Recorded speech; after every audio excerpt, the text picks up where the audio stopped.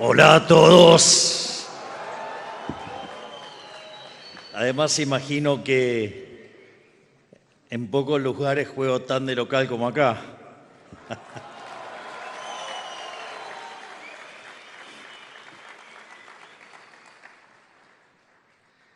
Bueno, la charla de hoy básicamente va a versar sobre lo que es la política monetaria de cara al futuro, y para eso la charla tiene tres partes.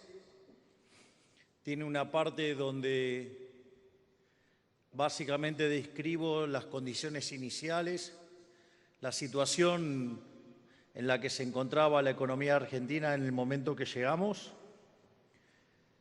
Por otra parte, a la luz de lo que estamos implementando y del éxito que está teniendo,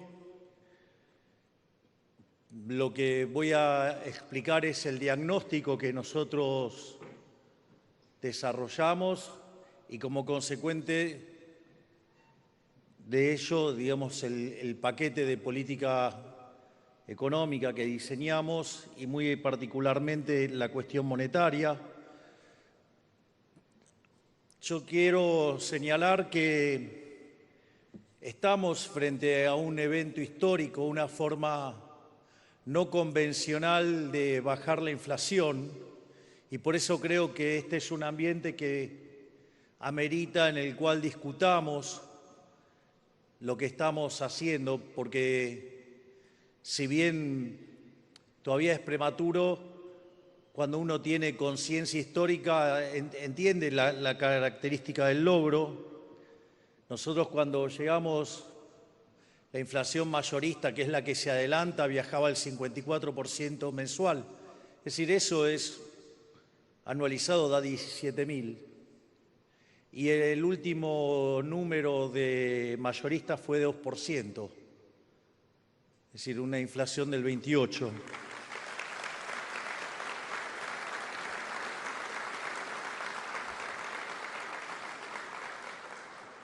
Y creo que vale la pena la discusión y el análisis porque sistemáticamente se dijo que nosotros no tenemos programa. Entonces la pregunta es, ¿cómo hicieron para que baje?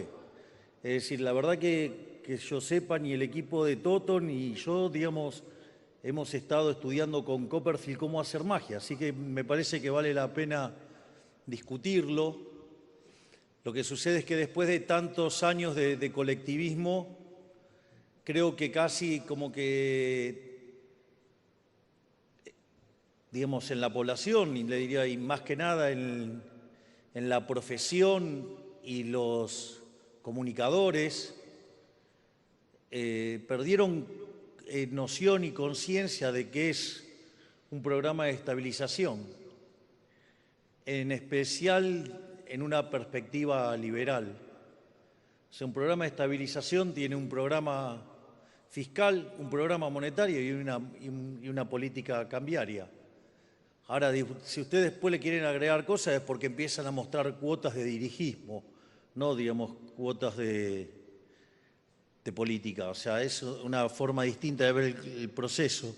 Y además me parece que también vale la pena analizarlo porque, a diferencia de otros casos, lo interesante de esta estabilización es que no hubo una hiperinflación previa, porque cuando ustedes tienen una hiperinflación previa, lo que hace es licuar los activos financieros. Por lo tanto, la estabilización después es muy fácil porque parten de niveles de demanda de dinero muy, muy bajos. Entonces, la propia recomposición de la demanda de dinero hace que sea mucho más fácil estabilizar.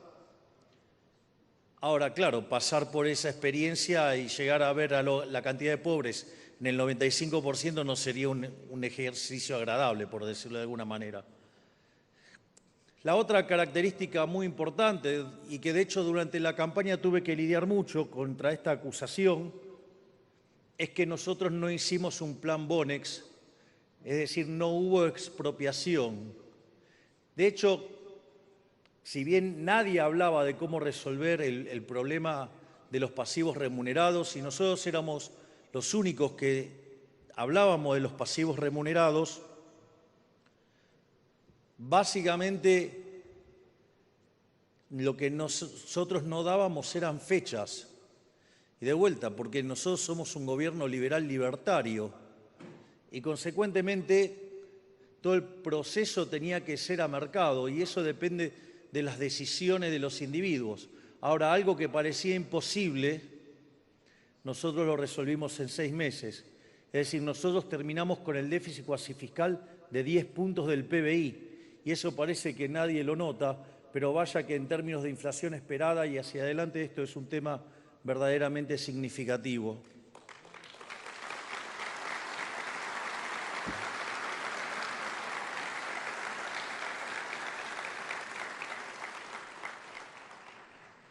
Otra característica adicional de este programa es que no tiene controles de precios. Además, no hemos fijado el tipo de cambio, es decir, no hay un tipo de cambio fijo, hay un sistema de crawling peg. Y eso también es interesante a los efectos de mirar los resultados inflacionarios, es decir, al tener un sistema de crawling peg, nosotros, el programa hoy como está diseñado, tiene una inflación inducida, que es el crawling peg más la inflación internacional. Eso más o menos arroja una tasa de inflación mensual del 2,5%. Entonces, cuando uno mira la inflación minorista, que el último registro fue del 3,5%, quiere decir que la verdadera inflación macro viene viajando al 1%. Es decir, que es la diferencia entre la inflación observada y el crawling peg más la inflación internacional. Eso quiere decir que entonces la inflación del programa está en el orden del 1%. Esto quiere decir que hoy la verdadera inflación en Argentina estaba viajando al 13% anual. Y eso sí que parece un sueño a lo largo de lo que hemos estado padeciendo durante los últimos 20 años, o desde la creación del maldito Banco Central de la República Argentina en 1935, salvo el periodo que fue el programa exitoso de estabilización más exitoso de la historia argentina y que nació acá, que fue el plan de convertibilidad del ministro Domingo Felipe Cavallo.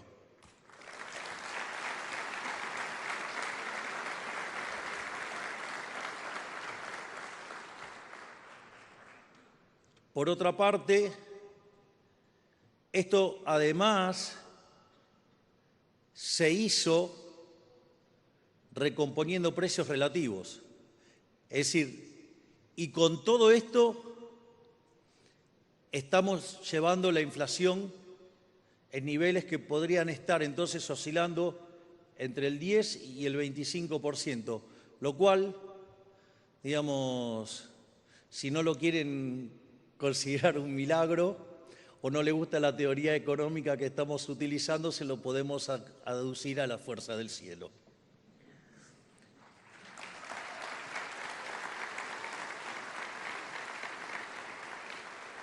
Y finalmente, lo que voy a hacer es contar cómo es la política monetaria hacia adelante, porque eso también nos va a ayudar a comunicar y tratar de explicar qué es lo que estamos pensando de cara al futuro. Voy a explicar el concepto de dolarización endógena y después mostrar cómo nosotros estamos viendo el crecimiento y cómo esto liga con la parte monetaria. Es decir, hoy no voy a estar discutiendo distintos regímenes monetarios y demás, porque me parece que ya es una discusión que parece poco relevante y es hora de que nos pongamos a hacer foco en el futuro. En ese sentido, cuando nosotros asumimos era una situación de un descalabro enorme. Nosotros estábamos frente a lo que podría haber sido la crisis más importante de la historia argentina, ya que combinaba los elementos de las 3 grandes crisis argentinas. teníamos un money overhang que era el doble del que había en la previa del Rodrigazo, allá en 1975, durante el gobierno de María Estela Martínez de Perón.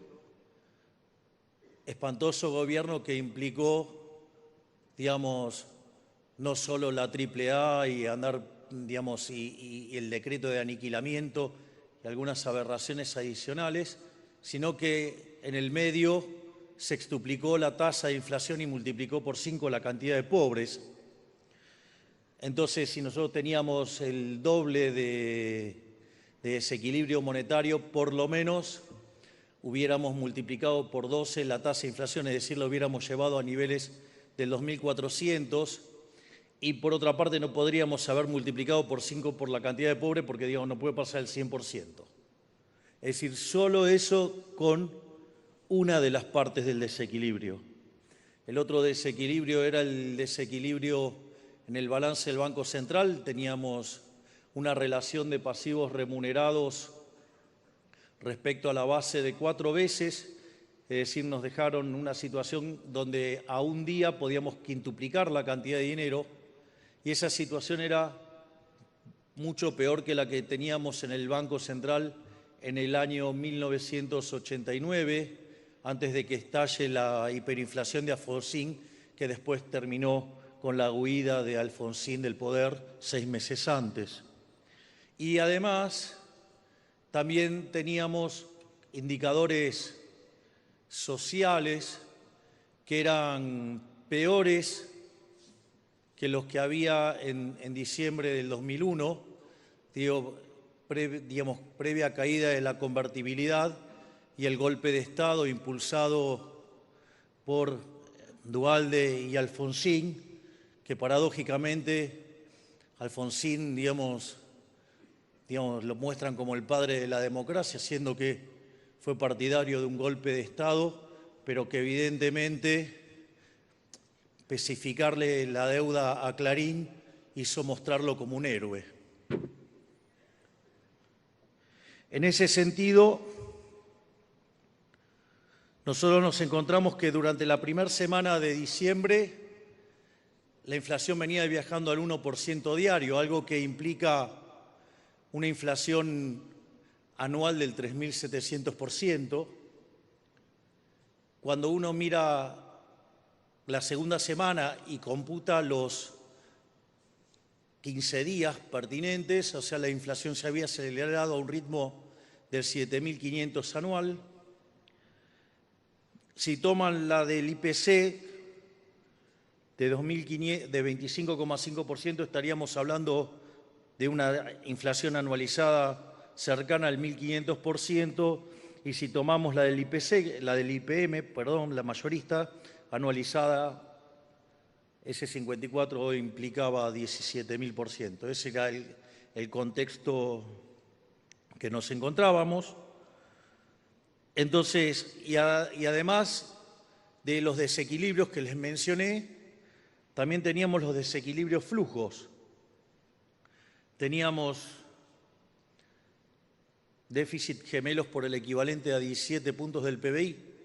Piensen que cuando en lo que es la literatura de indicadores tempranos de crisis, un déficit de 4% gemelo, digamos, es una alerta amarilla, 8 es alerta roja, bueno, 17 fue púrpura, violeta, y por eso ganamos nosotros.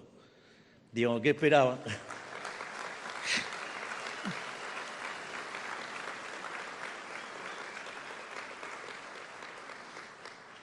Si bien, digamos, nosotros solemos describir la herencia, no nos quejamos de la herencia, vinimos y resolvemos el problema, porque la realidad, a ver, yo soy el primer presidente liberal libertario de la historia de la humanidad.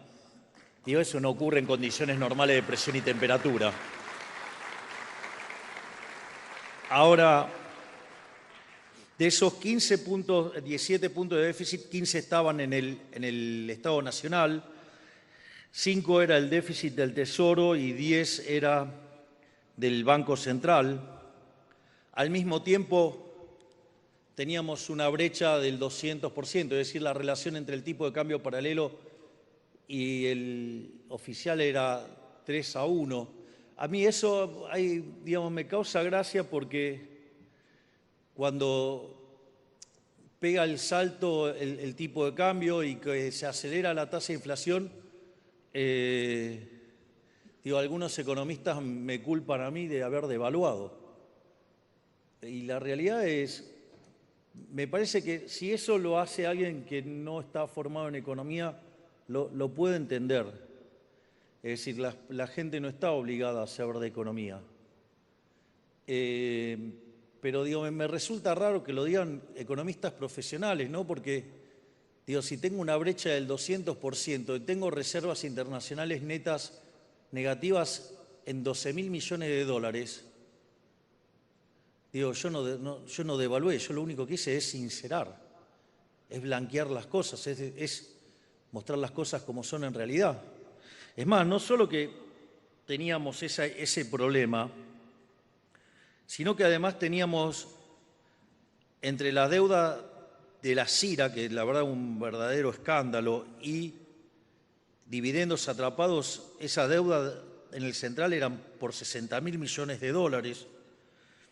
Teníamos además deuda en pesos venciendo por el equivalente a 90.000 millones de dólares. Teníamos deuda externa venciendo por 25.000 millones de dólares, donde mayormente era con organismos multilaterales, pero como el gobierno anterior vivía incumpliendo, el programa estaba caído. También eso fue muy interesante porque todo el mundo hablaba de que el programa no era consistente. Y pensar que uno, después de semejante historial de incumplimiento, uno va, se sienta en el fondo, esa discusión no es una discusión rápida, y en general esa discusión demanda 3 meses. Nosotros cerramos el programa en un fin de semana. Quiere decir que bastante ordenadito lo teníamos. Entonces, en ese sentido, la situación era bastante compleja y además teníamos un pasivo oculto adentro del central que era el tema de los puts. Y ese era todo el cuadro con el que nos habíamos encontrado. Y entonces lo que nosotros necesitábamos era frenar la posibilidad de una hiper, o sea, porque si hubiéramos sido una hiperinflación, la situación hubiera sido verdaderamente desastrosa. Si ustedes de vuelta miran los saltos en la pobreza de lo que es la crisis del Rodrigazo, la hiperinflación de Alfonsín o el golpe de Estado de la Rúa, se van a dar cuenta que cualquiera de esas situaciones por sí solo hubiera duplicado la cantidad de pobres. Entonces la situación era bastante complicada. Es más, hasta también me sorprende la deshonestidad intelectual de economistas y políticos, digamos, o peor aún, de políticos que son economistas. Digamos, entonces, por ejemplo, uno de ellos dijo, no, tenés la responsabilidad de haber aumentado la cantidad de pobres en 5 millones. Esto también es muy interesante porque y plantea lo difícil que puede ser el diseño de la política económica, pero sobre todo la comunicación de la misma. Como todos ustedes saben, en Argentina la pobreza, dentro de las metodologías que hay, Argentina utiliza el método de los ingresos, ¿no? O sea, entonces se mira la canasta básica alimentaria, de ahí se saca la canasta básica total, eso tiene una consecuencia en términos de ingresos. La conversión entre estas dos líneas se llaman curvas de Engel o coeficientes de Engel, y se lo compara con los ingresos y se mira cuántos pobres hay. Básicamente, estoy explicando muy sintéticamente cómo es la metodología, ¿no? Entonces la pregunta es, ¿cómo? Si yo hago un sinceramiento, entonces los números vuelan, y entonces ¿qué sentido tiene de sincerar? Y esto también vale la pena, digamos, debatirlo y discutirlo y analizarlo. Digamos, Argentina, de hecho, venía con controles de precios, o sea, el gobierno anterior controlaba precios, pisaba tarifas. La verdad es que si ustedes miran cualquier informe, van a ver, digamos, todo lo que era el desequilibrio con los precios relativos. Entonces, cuando ustedes tienen un control de precios, o sea, siguen teniendo déficit fiscal, lo financian con emisión monetaria, que dicho sea de paso, el gobierno anterior emitió 13 puntos del PBI durante el último año, donde la inflación, digamos, que se genera por la emisión en Argentina tiene un rezago entre 18 y 24 meses. Es decir, todavía va a haber que seguir purgando las aberraciones del gobierno anterior. Y no es que lo digo ahora, lo dije en campaña. No es que, digamos, y lo pueden buscar en videos míos de casi 10 años y digo exactamente lo mismo. Entonces, ¿qué es lo que pasa? Ustedes tienen el control de precios y aparecen dos efectos. Uno es que se van hacia otros bienes y empieza a escasear los bienes que están en el control, que en general son los que están en el índice de precios.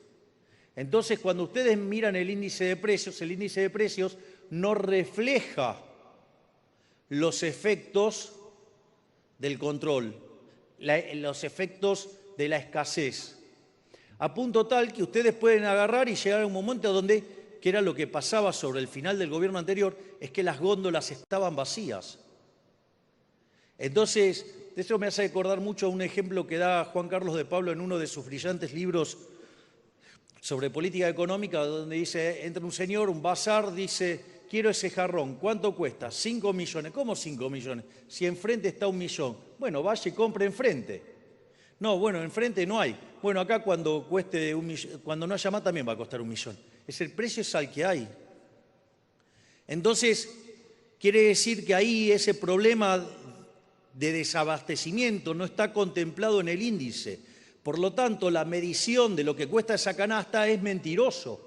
Porque además, ¿cuál es el poder de compra de 100 pesos, 1.000 pesos, 10.000 pesos, 20.000 pesos, lo que ustedes quieran, si enfrente la góndola está vacía? ¿Cuánto es ese precio? Ese precio, digamos, es infinito, porque, digamos, o sea, no importa cuántos pesos le vayan a tirar, porque, digamos, el producto no existe. Entonces, frente a esa situación donde el producto no existe y ustedes no sinceran, los productos no aparecen. Entonces, si usted no sincera, ¿qué pasa? Se va a morir de hambre, porque los productos no aparecen. La única forma en que los productos vuelvan a aparecer es que usted sincere los precios. En el momento que los precios usted los sinceró, claro, eso sí queda registrado estadísticamente, salta la canasta básica alimentaria, por curva de Engel, salta la canasta básica total y usted registra más pobres. Hay un trabajo maravilloso que ha hecho recientemente un profesor de la DITELA, que es González Rosada, y muestra que ese sinceramiento llevó la pobreza al 57%. Pero de vuelta, eso estaba ahí. Eso estaba ahí. Pero, digamos, o sea, era más fácil ocultarlo entonces. No, no era más fácil ocultarlo. O sea, ustedes no comen estadística, ustedes comen producto de verdad.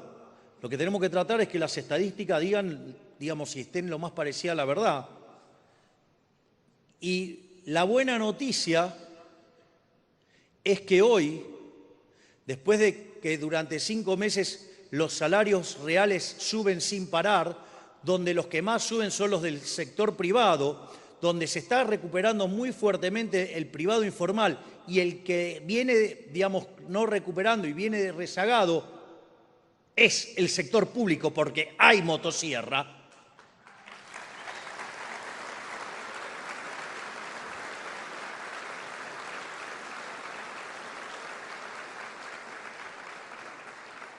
El dato para el último trimestre, según las estimaciones de González Rosada, es 49%. Es decir, acabamos de bajar la pobreza en 8 puntos porcentuales. Vaya que sí que nos estamos ocupando de los más vulnerables.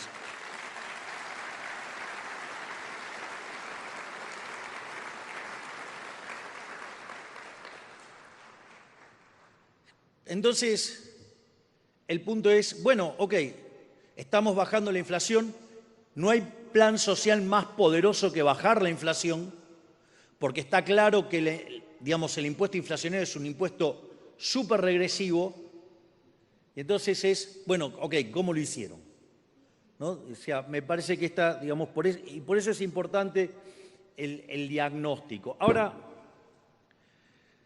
yo recuerdo que previo a la campaña, ahora ya no se discute tanto, pero previo a la campaña estaba, digamos, más debatido el tema sobre la naturaleza de la inflación.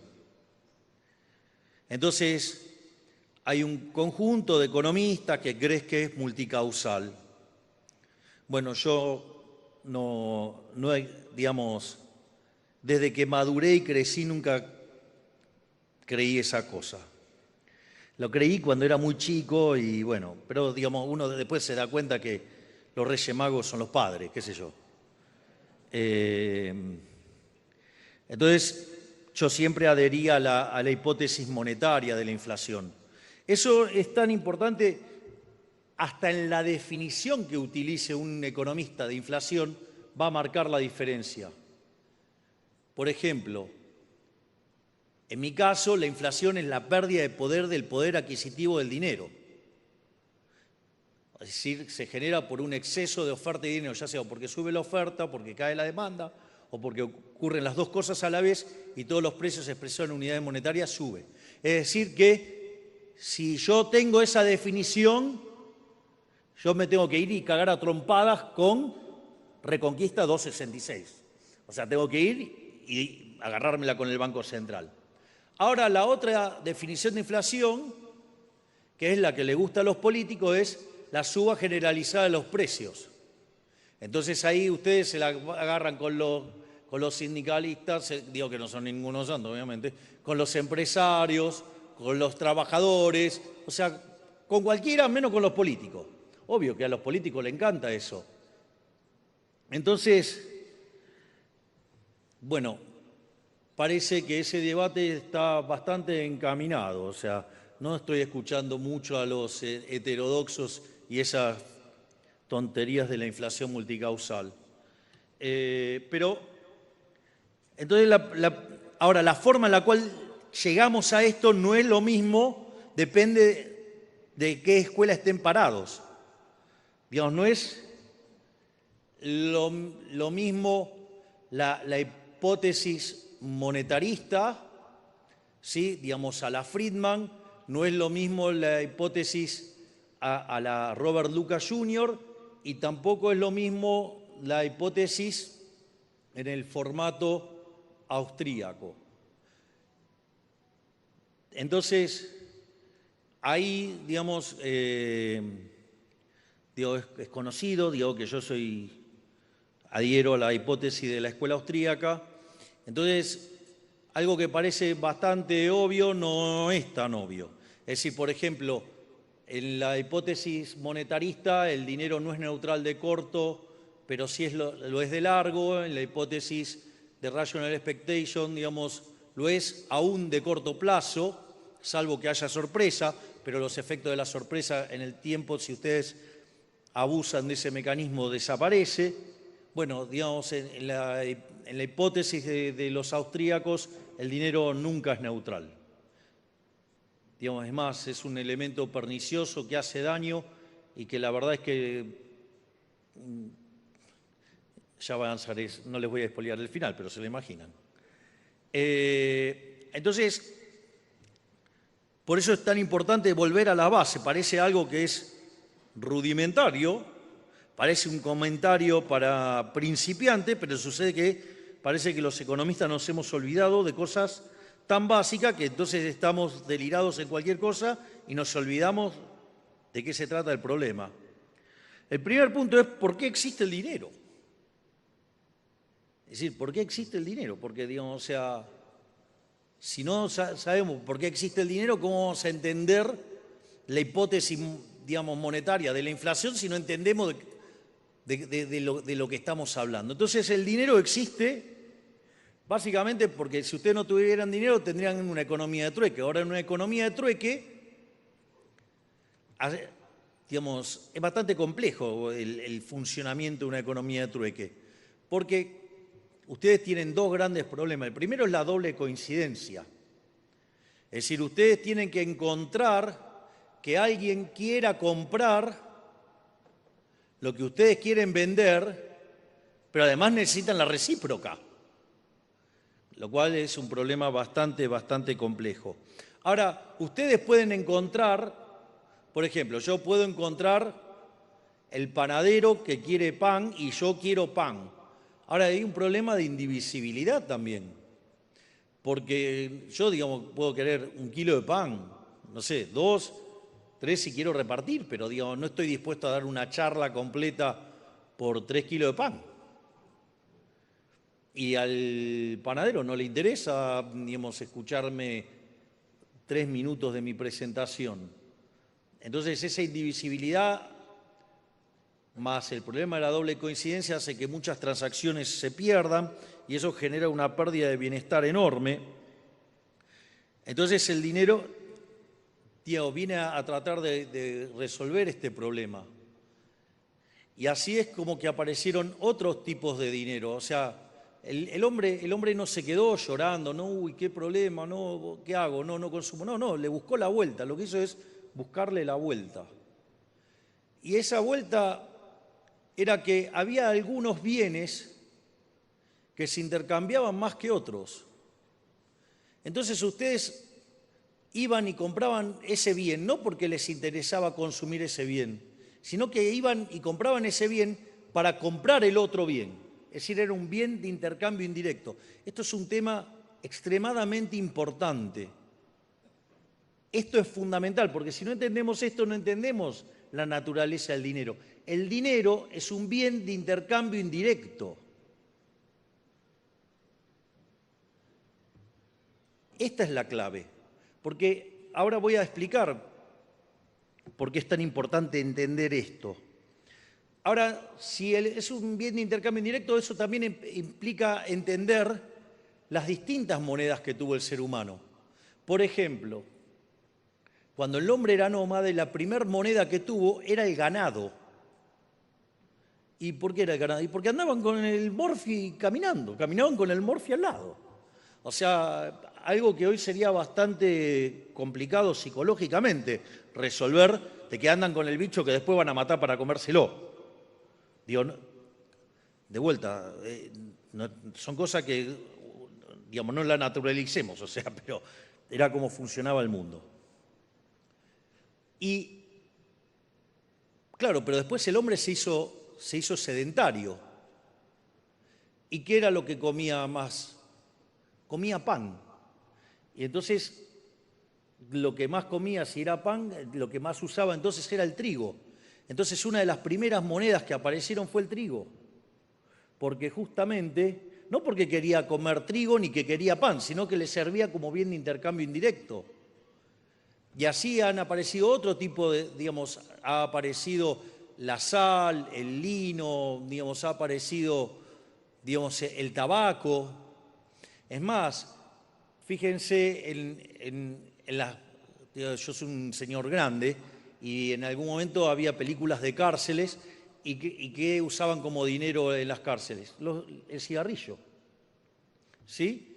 Y después digamos, o después hay cosas muy divertidas, por ejemplo, en la hiperinflación de Alemania se usaba el coñac. Entonces Milton Friedman en un momento hace un chiste que dice, sí, usaron el coñac, la definición más líquida de dinero que conocí en mi vida, ¿no? O sea, ¿y a qué viene todo esto? Que si nosotros comprendemos que el dinero es un bien de intercambio indirecto, que solamente lo usamos para hacer transacciones,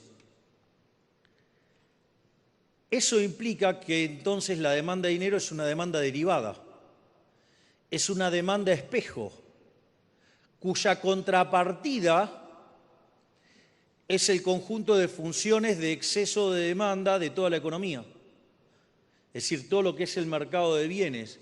Es decir, con lo cual si se empiezan a a remontar a los clásicos, y eso lo pueden leer en Hume, lo pueden leer en Adam Smith, digo, quien probablemente mejor lo describe es John Stuart Mill. Ellos hablaban de un lado real y de un lado monetario, hablaban del velo monetario.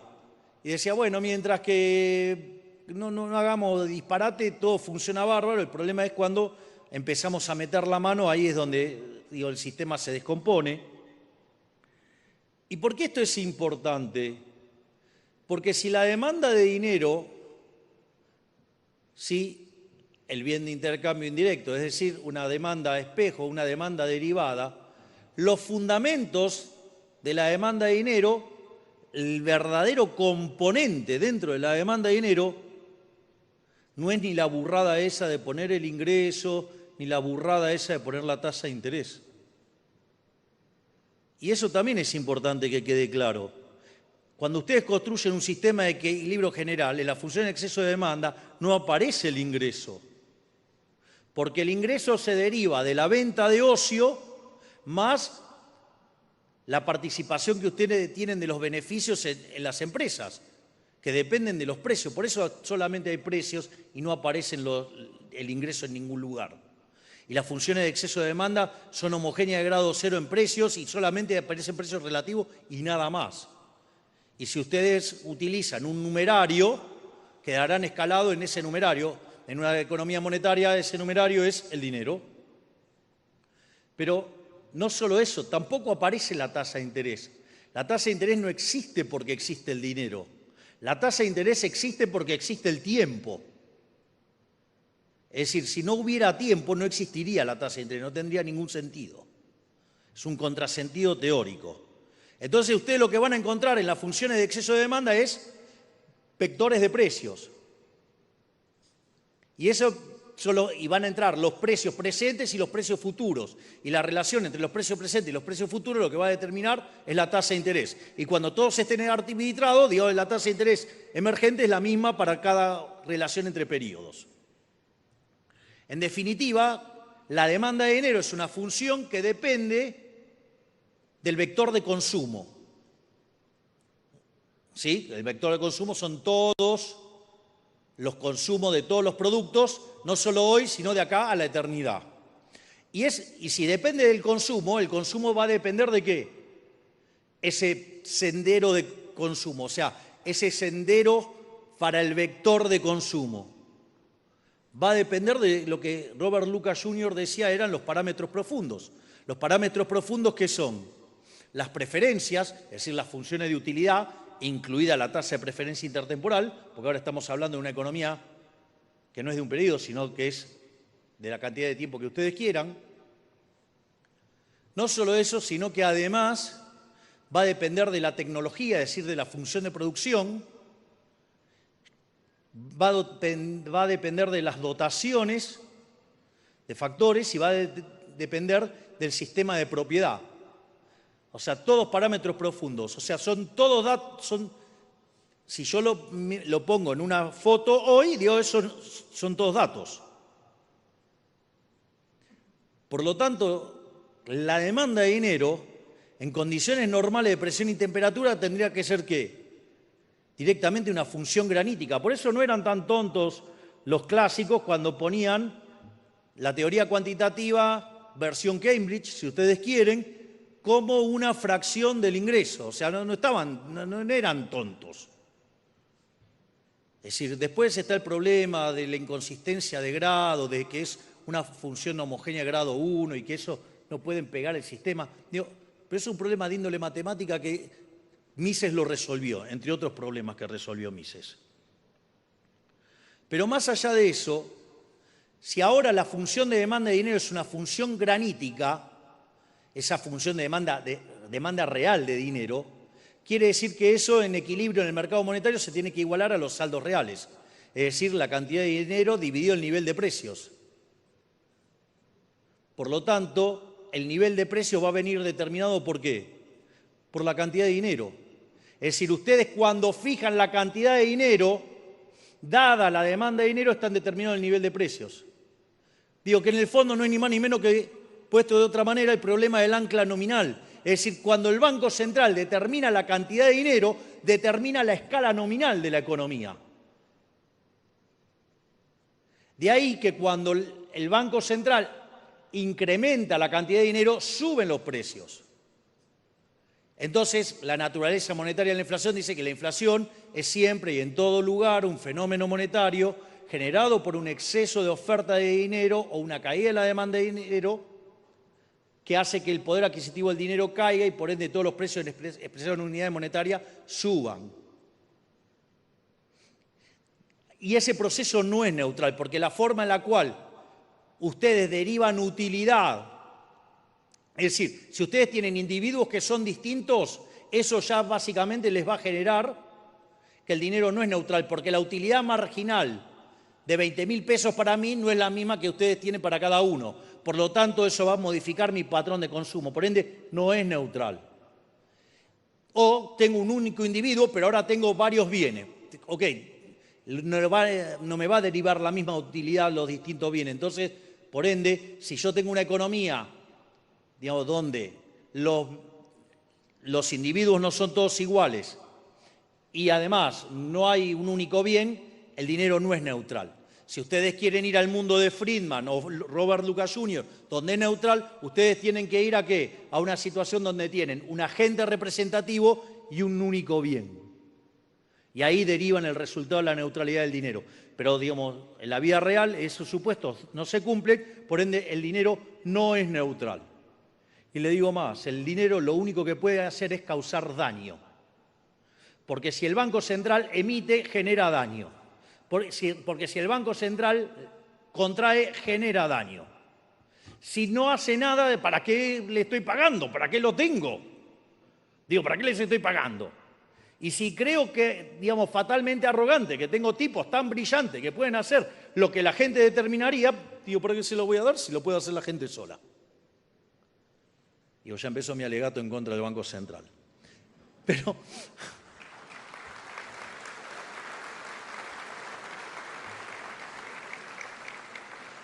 Pero digamos, acá lo importante es la naturaleza monetaria de la inflación. Y evidentemente, cuando el Banco Central empieza a hacer chanchadas con la cantidad de dinero, la escala nominal se empieza a mover y obviamente que los precios relativos se empiezan a distorsionar y la inflación empieza a generar un daño enorme.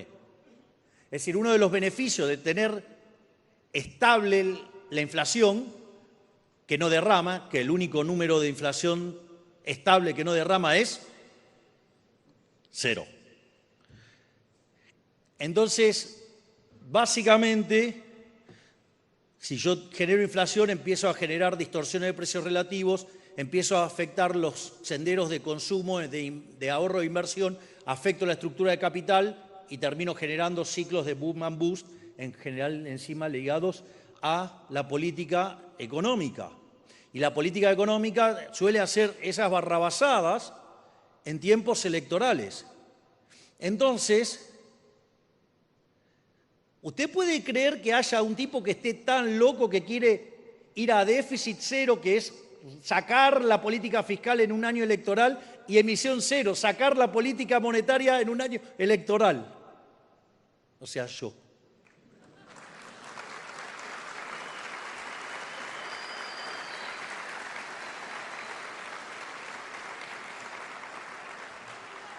Mire, si esto termina bien, no solo que va a ser un éxito político que está dando vuelta por el planeta, pero va a ser una revolución también para los propios economistas. O sea, digamos, el policy maker que relega, digamos, a hacer política monetaria y fiscal expansiva en el año electoral. Esto sí que no estaba en ningún libro de texto.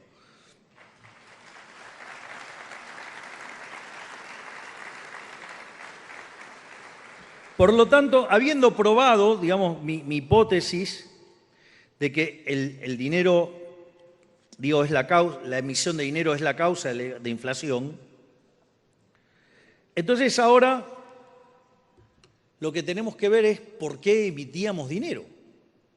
Es decir, ¿cómo es que el gobierno anterior llegó a emitir 13 puntos del PBI? Entonces, básicamente lo que nosotros teníamos que hacer era cortar de cuajo los elementos que hacían que la cantidad de dinero crezca.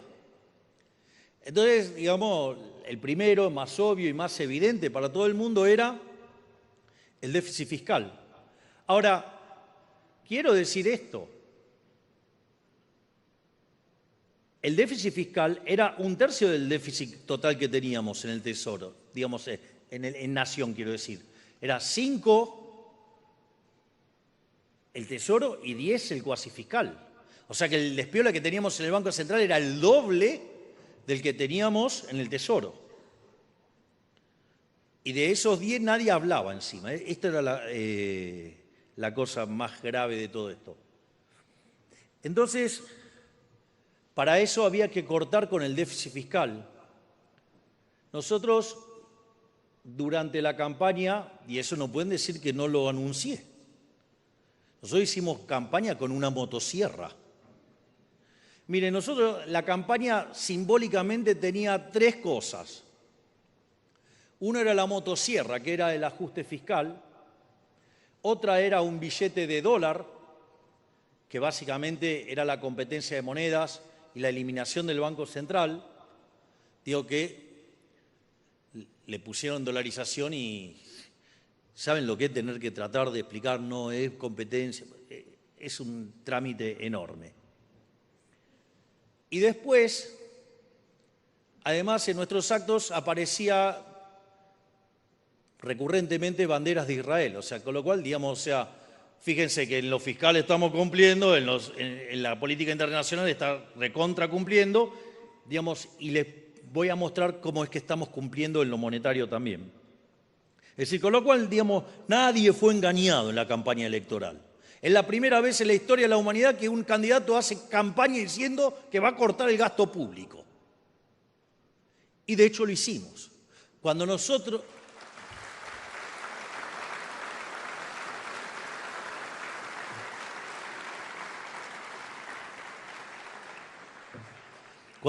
dijimos que íbamos a ir a déficit cero, nos dijeron que estábamos locos, que era imposible, que con suerte se podía cortar 1 punto del PBI por año, y nosotros planteamos que el primer año íbamos a ir a déficit cero.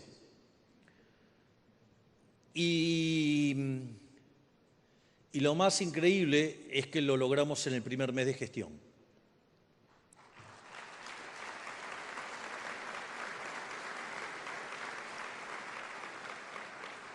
Si ustedes miran los números de Argentina, en los últimos 123 años Argentina tuvo déficit durante de los 123, 113 años. Y en los únicos 10 años que no tuvo déficit estaba en default, por lo tanto, o sea, era una mentira. Es decir, es la primera vez en 124 años que Argentina va a terminar con equilibrio fiscal en la línea financiera. Vaya que la fuerza del cielo la empujan.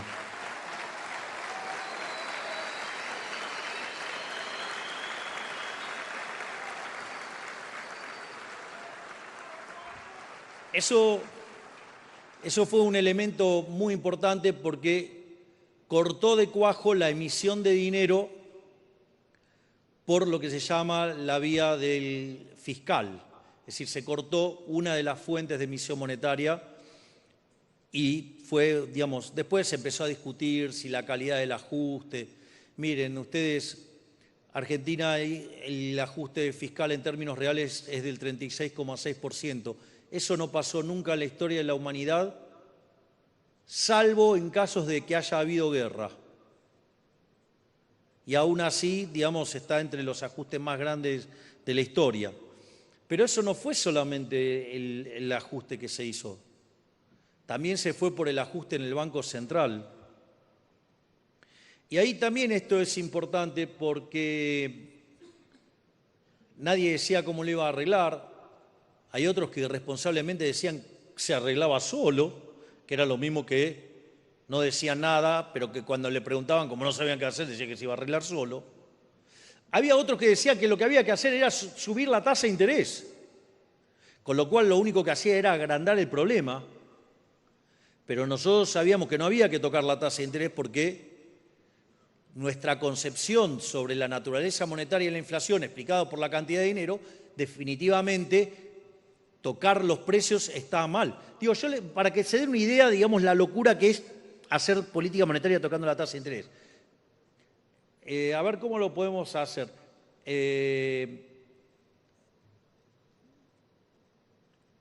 ¿Se acuerdan que teníamos en una época un secretario de Comercio que se llamaba Guillermo Moreno?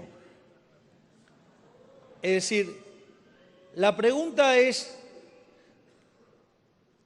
eso de controlar los precios que hacía Moreno, y les pido que sean enfáticos, ¿me pueden gritar si está bien o está mal? No los veo muy convencidos. O están con problemas de garganta, o Moreno les resultaba simpático. Pueden ser más específicos, que se entere que no les gusta a nadie y no controle el precio.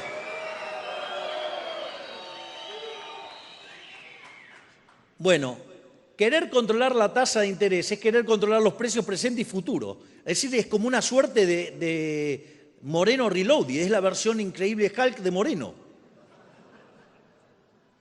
De hecho, si nosotros le hubiéramos hecho caso a los que decían que había que ir a tasas de interés real positiva, hoy la relación de pasivos remunerados respecto a la base estaría arriba de 10 veces, nos hubiéramos pasado hablando del carry trade, nos hubiéramos pasado hablando de la pelota de las LELIQs o de lo que ustedes quieran, hubiéramos hablado de todo ese tipo de cosas y si no hacíamos una expropiación entonces explotábamos.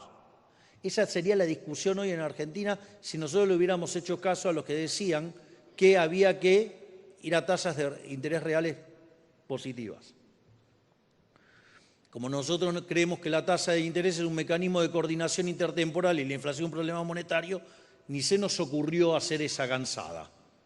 Y menos mal que no lo hicimos. Con lo cual, imagínense todos los libros que estamos tirando a la basura de los tipos que hablan que no, que la tasa, saben todo eso porque no sirve para nada. Dicho esto, entonces, el punto era, nosotros hacemos un salto devaluatorio y lo que arbitramos fueron las tasas en dólares, es decir, la sustitución de monedas. Eso implicaba que las tasas de interés reales en pesos eran negativas, pero aún así eran muy altas en dólares.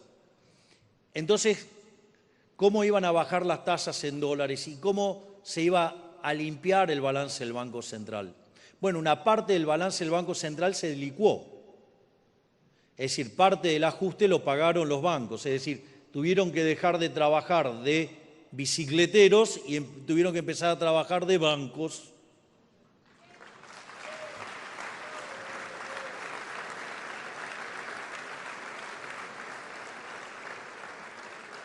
Pero no solo eso, sino que conforme avanzaba el tiempo y los números fiscales eran sólidos, pudimos empezar a recrear con una tarea enorme de Pablo Quirno, empezamos a recomponer el mercado de pesos. Y en conjunción con otro coloso enorme, que es Santiago Bausili, empezaron a sacar los pasivos remunerados y empezamos a sincerar verdaderamente dónde estaba el problema, que era esa deuda debería haber sido siempre deuda del Estado, porque era déficit fiscal que se financiaba con emisión monetaria y que esa emisión monetaria, para que no impactara en precios, se la sacaba del mercado y se pagaba tasa de interés. Eso siempre debería haber sido deuda del Tesoro. Entonces, entre la tarea magistral, monstruosa, ciclopia de Toto Caputo, que no por nada fue elegido el mejor ministro de Economía del mundo, con lo cual lo felicito públicamente.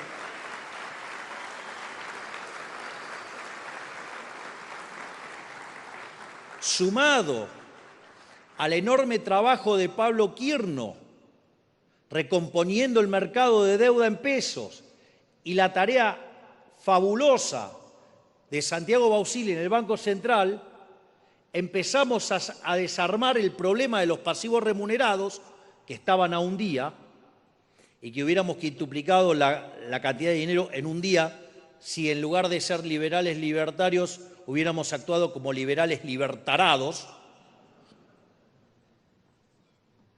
Entonces, en ese contexto pasó algo increíble, algo que nadie le encontraba la solución, que todos miraban para el costado. En 6 meses limpiamos el balance del Banco Central de los pasivos remunerados, haciendo un ajuste equivalente a 10 puntos del PBI. Y eso hace que junto al ajuste que hicimos en el Tesoro hayamos hecho el ajuste más grande en la historia de la humanidad. Y aquí estamos.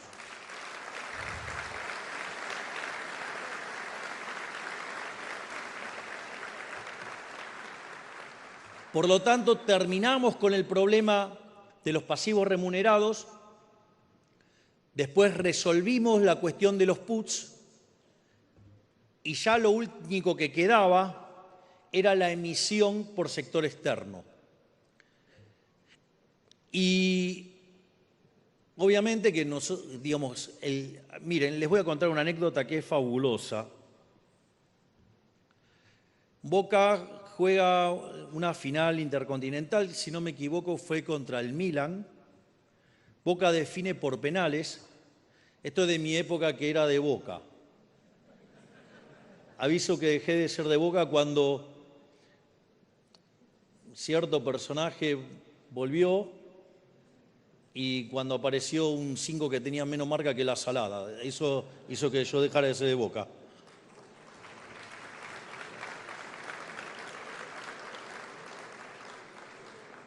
Pero no importa, ese es un detalle de 25º orden. Si sigue así, en algún momento voy a poder volver a la cancha. Pero bueno, eso es otro tema.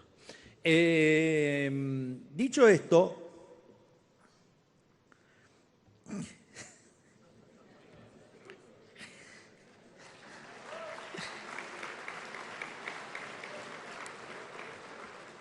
van a una definición por penales y Battaglia erra el penal. Y afortunadamente, gracias a Bondancieri, que además es un tipazo, igual que Palermo, se imaginan que soy re Palermo yo, entonces Boca gana esa final y un periodista no tiene mejor idea que ir a reportearlo cuando quiere ir a festejar a Battaglia. Y entonces va y en lugar de preguntarle, no sé, sobre qué sentía de que habían ganado, todo, ¿qué se siente haber errado el penal? Entonces Battaglia, con una gran sabiduría, digamos, fabuloso, le dice, ¿vos alguna vez pateaste un penal en una final intercontinental? No, bueno, mirá, los penales lo erran los que patean, los que no patean no erran.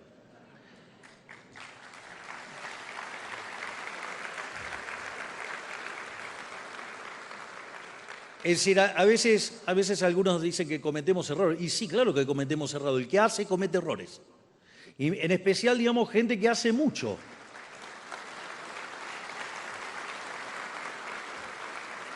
Porque si yo le hubiera dicho que con 15% de la Cámara de Diputados y con 10% de la Cámara de Senadores íbamos a hacer una reforma estructural que es la más grande de la historia de Argentina porque es 8 veces más grande que la de Menem, me hubieran dicho que es imposible. Y sin embargo nosotros lo hicimos.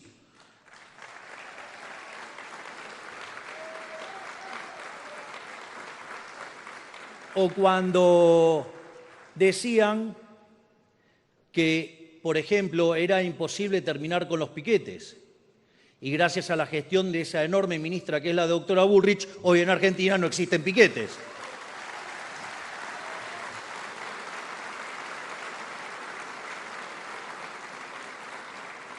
O los que decían que era imposible terminar con los intermediarios de la pobreza hasta que puse una ministra que tiene las pelotas como el Mario Alberto Kempes y terminó con los gerentes de la pobreza.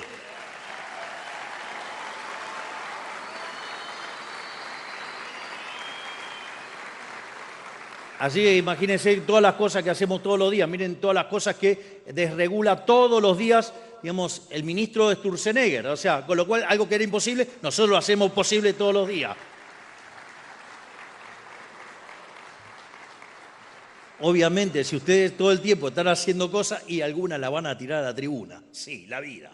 Pero, digo, me parece que en el neto, sin lugar a dudas, estamos haciendo el mejor gobierno de la historia.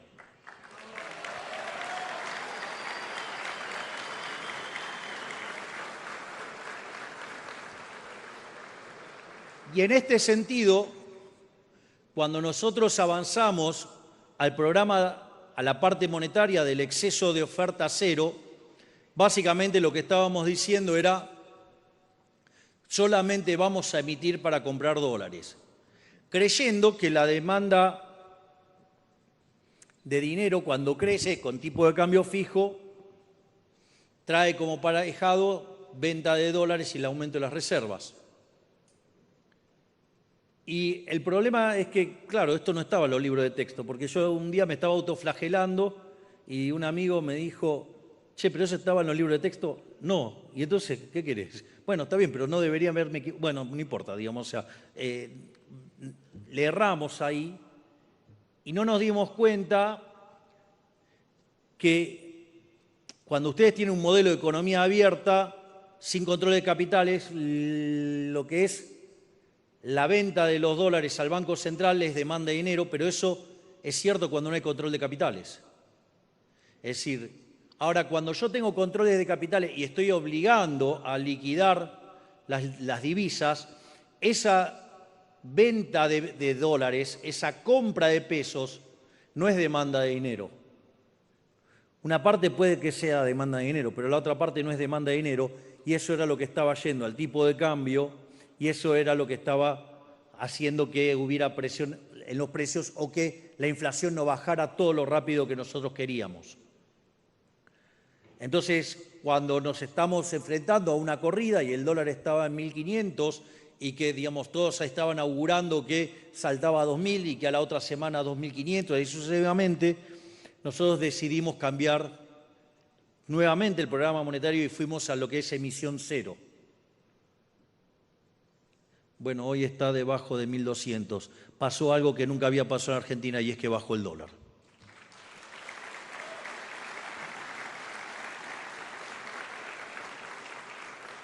Y así es como llegamos a emisión cero y entonces hoy discutimos lo que es la salida del cepo. Es decir, hoy estamos de la salida del cepo mucho más cerca que lo que estábamos en diciembre. Porque además en el medio hicimos el reconocimiento de una pérdida de capital en el Banco Central, fruto de la gestión anterior, por el equivalente a 45.000 millones de dólares, y además en el medio compramos cerca de 20.000 millones de dólares. Es decir, si ustedes quieren ir hacia un sistema, ya sea de competencia de monedas o un sistema libre, o si quieren terminar de cerrar el Banco Central, lo primero que tienen que hacer es sanearlo y restaurar el patrimonio, porque de esa manera, cuando ustedes restauran el patrimonio, quiere decir que los pasivos monetarios van a ser rescatados y por ende el nivel de precios queda anclado. En cambio, si ustedes lo quieren hacer, ¿sí? Digo, yo el otro día escuchaba a un estúpido, porque directamente un estúpido decía, no, eso lo podíamos hacer el primer día que íbamos cerrando el Banco Central. Bueno, mire, si ustedes nos rescatan los pesos, lo hacen con patrimonio neto negativo, digamos, ¿cómo eliminan los pesos? La única forma que se elimina es con una hiperinflación y, digamos, generando 95% de pobres y sí, en enero, el 1 de enero ya lo tenían de vuelta, digamos, a los kirchneristas de vuelta en el poder. ¡Ah, una genialidad! Digo,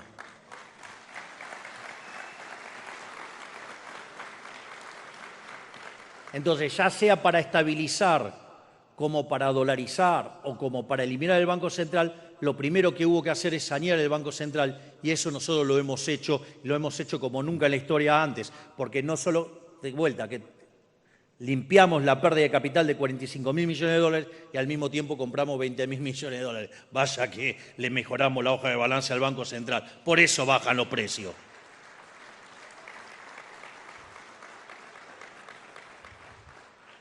En cuanto a lo que es la salida del cepo, básicamente se tienen que dar 3 condiciones. La primera es que desaparezca el money overhang.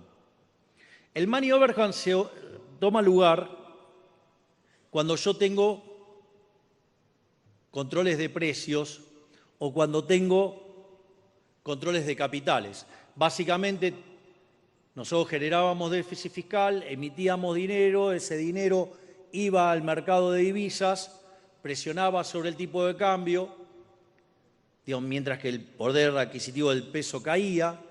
Entonces, tratando de anclar los precios con el tipo de cambio, se fijaba el tipo de cambio y se empezaba a perder reservas. Cuando se perdían reservas, se eliminaba el exceso de demanda, digamos, a garrotazo, que es el control de capitales. De esa manera, a ustedes los obligan a demandar más pesos que los que quieren, aumenta la base imponible del impuesto inflacionario y esa es la forma en que corregían.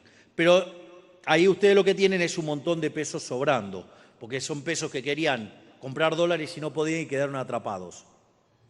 Entonces, lo primero que ustedes tienen que hacer es eliminar el money overhang. Entonces, la pregunta es, ¿vos cómo sabés cuál es la demanda de dinero para determinar cuánto es justo el money overhang? Y eso, si bien uno lo puede hacer, digo, tiene sus cuestiones, digamos, o sea, creerse esa función de demanda de dinero. Entonces, hay otro mecanismo. Nosotros decidimos mantener constante la cantidad de dinero. Si yo mantengo constante la cantidad de dinero, yo sé que el money overhang desaparece ¿cuándo? Cuando no hay más inflación. Entonces, yo fijé la cantidad de dinero. Cuando no hay más inflación, no hay más money overhang. Si la inflación del programa hoy es 2,5 la inducida y miro la observada en 3,5, hoy el programa genera 1 punto de inflación. Es decir, todavía queda money overhang por limpiar. Entonces, lo primero que tenemos que encontrar es que la inflación observada mapee con la inflación inducida, porque el día que eso pasa significa que se limpió el money overhang, es decir, dejaron de sobrar pesos. Es decir, eso es un elemento muy importante. El día que desaparece el money overhang, eso se da cuando la inflación observada coincide con la inducida. Y no es un mes, porque digamos, o sea, tiene que ser algo que se verifique robusto. Primer condición, que desaparezca el money overhang. ¿Alcanza? No. ¿Por qué? Porque todavía tengo problemas de stocks. Entonces también tengo que resolver el problema, por ejemplo, de los dividendos al exterior que todavía no pagué y los tengo atrapados. Es decir, necesito también arreglar el problema del stocks en moneda extranjera. Naturalmente, ¿con eso alcanza? No, falta una condición más, y es que la base monetaria, en su definición tradicional, coincida con la base monetaria amplia. ¿Cuál es la diferencia? La diferencia son las LEFIs y las LECAPs. Entonces, en la medida que la economía se empieza a recuperar, empieza a haber demanda de dinero. Si eso es así, lo que nosotros tenemos que ver es que las LEFIs se tienen que achicar. Y es algo que está pasando.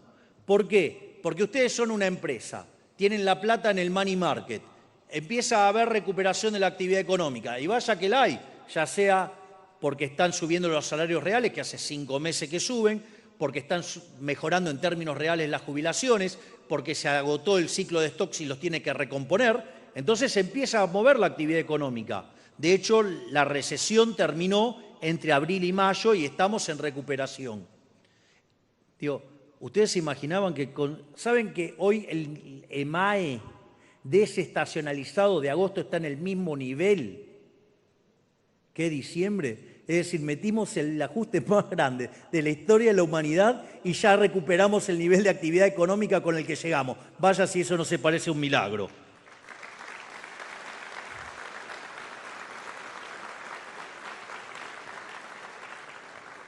Entonces, esa empresa, ¿qué va a hacer para producir? ¿Se va a endeudar? No, va a desarmar su money market. Cuando desarma su money market y le pide la plata al banco, ¿el banco qué hace? Desarma la posición de la LEFI.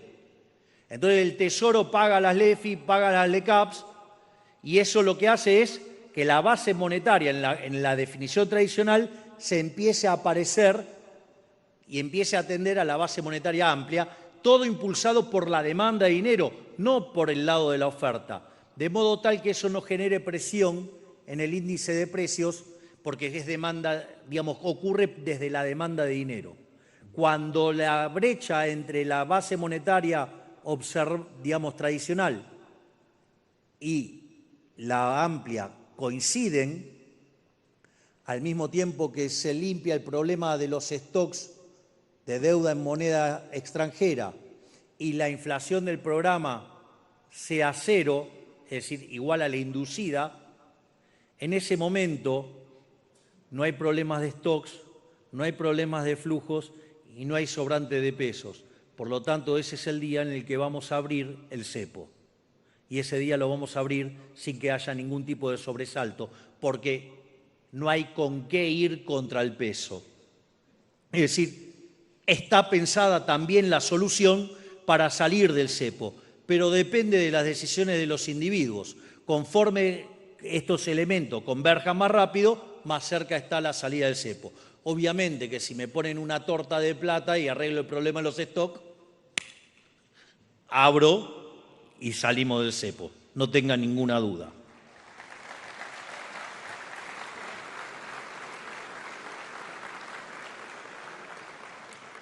Ahora, el punto es cómo pensamos de acá hacia adelante, sin el cepo, cómo va a funcionar la política monetaria.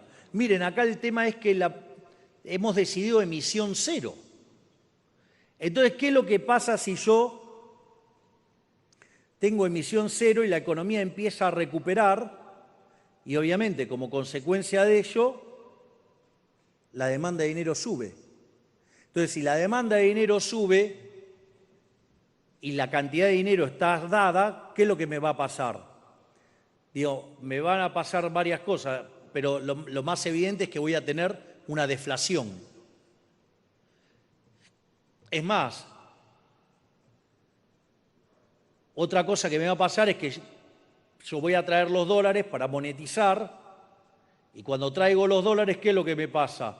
Los llevo al mercado de cambios para hacerme de pesos, entonces me genera una abrupta caída del tipo de cambio nominal. Y el problema que me puede generar eso es que la velocidad de ajuste es tan rápida en el mercado financiero respecto al mercado de bienes que me puede generar quiebras. Entonces, o tengo la deflación o tengo las quiebras. Entonces, ¿cómo resolvemos eso? Eso nosotros ya hemos dado la solución, algunos la están implementando, que es la competencia de monedas. Es decir, ustedes, los propios individuos, son los que monetizan la economía. Entonces, toman sus dólares y hoy ustedes pueden hacer transacciones en dólares o en cualquier moneda. Es decir, hoy hay competencia de moneda. De hecho, ustedes pueden usar la moneda que quieran. ¿Por qué hacemos esto? Para que de esa manera no tengan que ir al peso y entonces se produzca una apreciación muy abrupta del peso que genere un problema en el lado real. Y eso hoy está ocurriendo, lo ha hecho un supermercado y a partir de lo que hizo el supermercado, digo, ya dado que lo hicieron, gracias Diarco, porque le mostraste a los demás que se puede hacer, háganlo todos.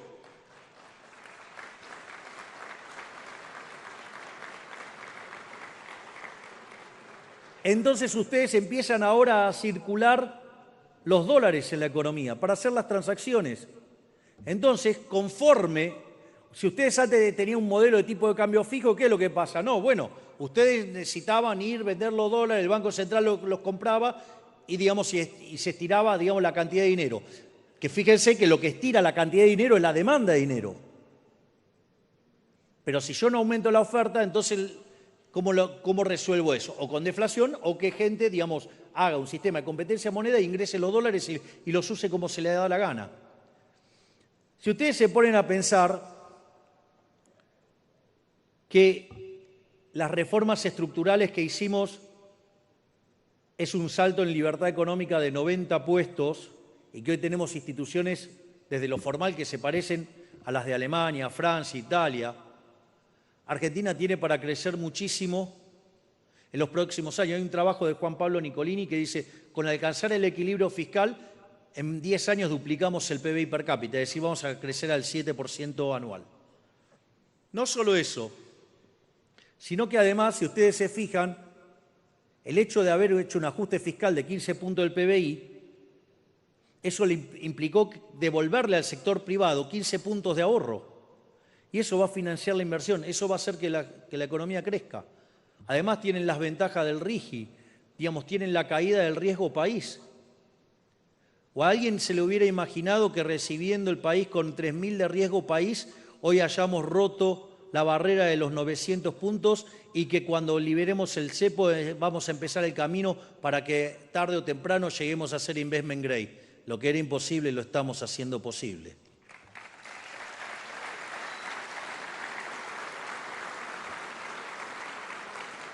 Y fíjense que conforme a la economía va creciendo, porque además caen las tasas de descuento, desaparece la inflación, desregulamos, y son todos elementos que hacen a que la economía crezca más, sugiero ver mi charla en idea que presento el caso Argentina como un caso de negocio. Entonces, en ese contexto, con más demanda de dinero, dada la competencia de moneda, se va a empezar a monetizar la economía con la gente metiendo sus propios dólares adentro de la economía. Y eso va a hacer que si yo tengo dada la cantidad de pesos, cada vez voy a tener más dólares relativamente. Y va a haber un momento en que va a ser tan grande la relación entre dólares y pesos en la economía que la dolarización, digamos, va a ser de facto, y que hacerla en los hechos, habiendo saneado el balance del Banco Central, va a ser más fácil que un chasquido de dedos. Por lo tanto, a la postre, digamos, vamos a poder dolarizar y poder eliminar el Banco Central y terminar con ese cáncer inmundo que ha sido en la historia argentina llamado Banco Central de la República Argentina, que hizo que le sacáramos 13-0 a las monedas, que destrozáramos 5 signos monetarios, que tuviéramos 2 hiperinflaciones sin guerra y que hubiera sido un mecanismo, digamos, que alimentó la estafa de los políticos. Por lo tanto, se terminó la estafa de los políticos en lo electoral, que dicho sea de paso, somos el único partido que sacó la reforma electoral y puso la boleta única.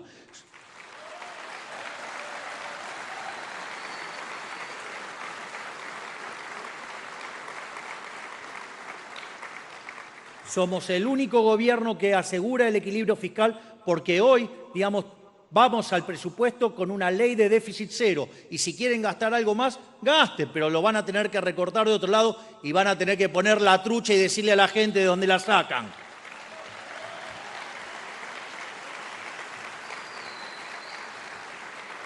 Y finalmente, con todo lo que estamos haciendo en el Banco Central y en materia monetaria, en algún momento la relación entre dólares adentro de la economía y peso va a ser tan grande que vamos a poder dolarizar, vamos a poder cerrar el Banco Central y habremos terminado con ese cáncer que heredamos a partir de 1935, cuando se creó esa institución inmunda que fue el Banco Central de la República Argentina, que para lo único que sirvió fue para enriquecer a los políticos, sí, y empobrecer a los argentinos. Se terminó la Argentina de la casta, llega la Argentina de los hombres libres que van a ser prósperos. Muchas gracias, que la fuerza del cielo nos acompañen y ¡viva la libertad, carajo!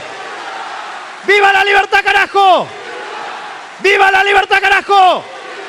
Muchas gracias. Fueron las palabras del señor presidente de la Nación, Javier Milei. En este aniversario de la Fundación Mediterránea se retira el señor presidente de la Nación.